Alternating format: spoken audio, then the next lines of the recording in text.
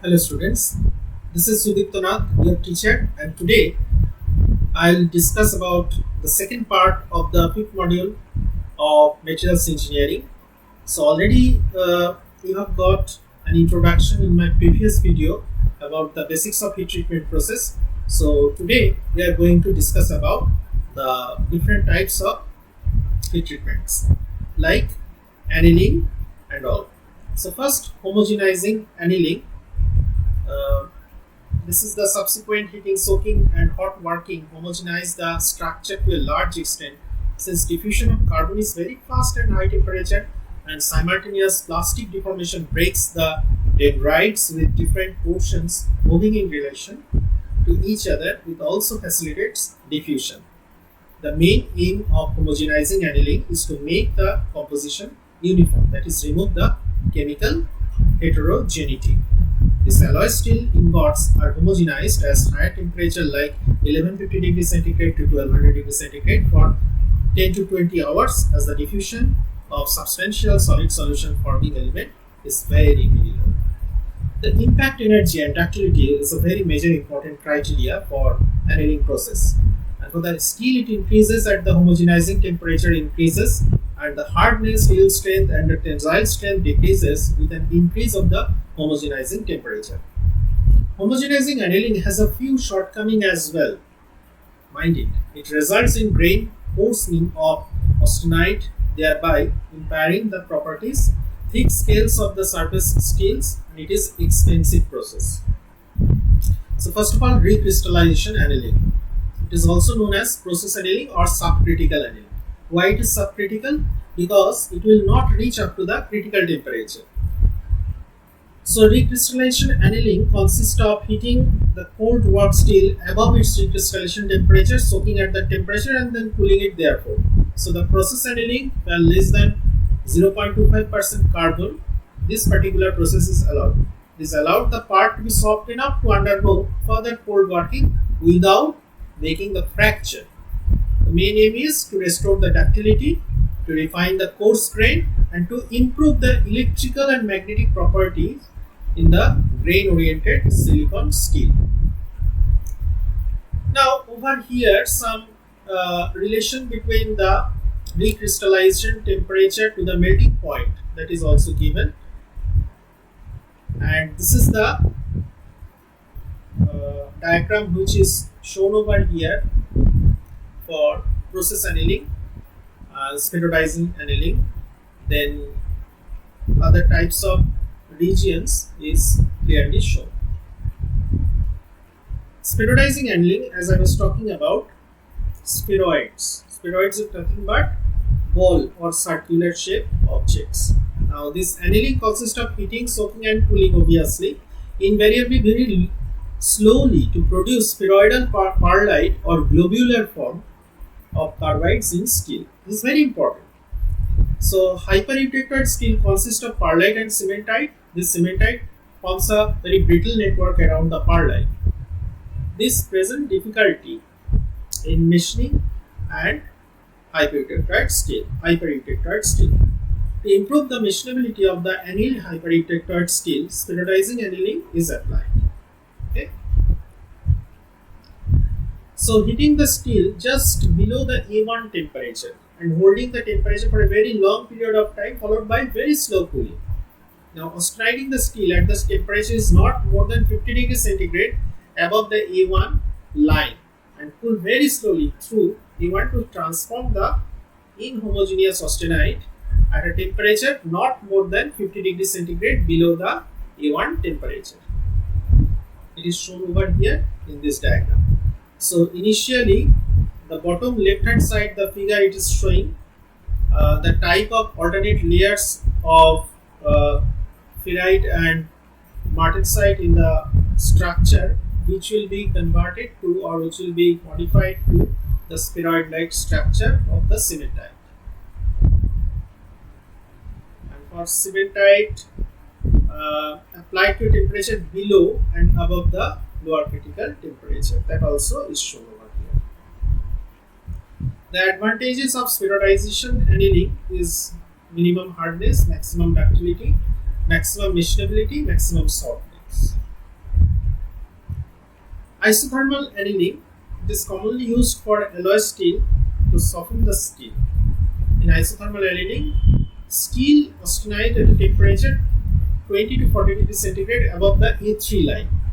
It is cooled quickly to the temperature of isothermal holding, which is below the A1 temperature in the pearlite range.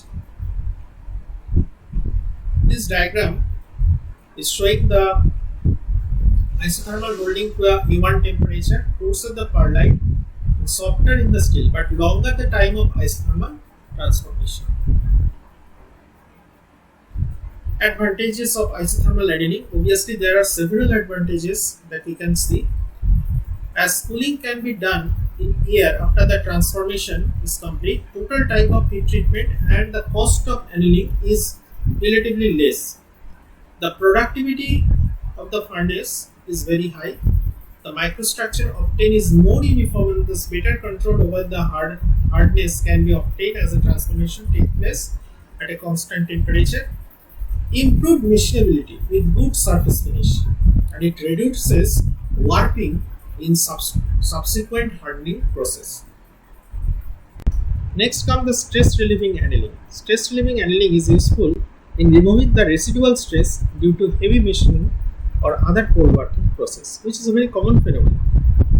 It is usually carried at temperature below the lower critical temperature, which is usually selected around 1000 degree Fahrenheit. The main aim of the stress relieving annealing are to relieve the internal or residual stresses and thus allow higher external loads to be applied. As well as there are several other factors that you can see over here. So this is a comparative chart where the stress relieving annealing, process annealing, hyper-eutectoid steel furnace annealing, air cooling during annealing, normalizing, etc. These are the comparative chart where y-axis is showing the temperature and x-axis is showing the time, and this is A3 or ACM line depending on it is hyper or hypo-eutectoid steel depending on that. Now comes normalizing. The normalizing of steel is carried out by heating above, that is upper critical temperature, to a single phase austenite region to get homogeneous austenite, soaking there for some time and then cooling it in the air or room temperature. The austeniting temperature ranges are for hypoeutectoid steels and eutectoid steel, that is A3 plus 40 to 60 degrees centigrade. For hyper-eutectoid steel it is approximately ACM plus 30 to 50 degree centigrade. So during normalizing we use grain refinement, which is the associated with allotropic transformation upon heating of austenite or gamma to alpha or ferrite. Now the stage-wise process is explained over here. When large cross section of normalized, they are also tempered to further reduce stress and more closely control mechanical properties. So this is the range above the A3 line and above the ACM line as it is shown for hypoeutectoid and for hyper-eutectoid steel, when the mixture of alpha and gamma, that is ferrite and austenite, as well as for austenite and cementite, it will be completely converted to pure austenite, and then it will enter to the normalizing temperature, and then on further cooling at a very controlled temperature it will become the normalized steel. There are some aims obviously to produce homogeneous microstructure, reduce bending, improve dimensional stability, to modify and or refine the grain structure to improve machinability, etc.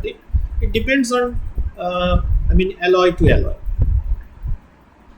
Now the effect of soaking time on the microstructure.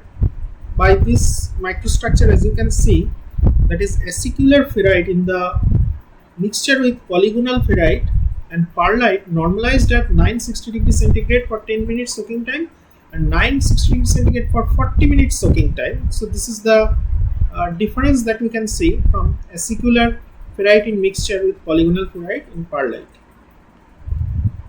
Next is effect of normalizing time and temperature on microstructure of hot rolled sample. For example, over here, microstructure at the strip surface normalized at 860 degrees centigrade for 10 20, 30 and 40 minutes, we are observing that the inhomogeneity is gradually lesser for longer period of time of normalizing.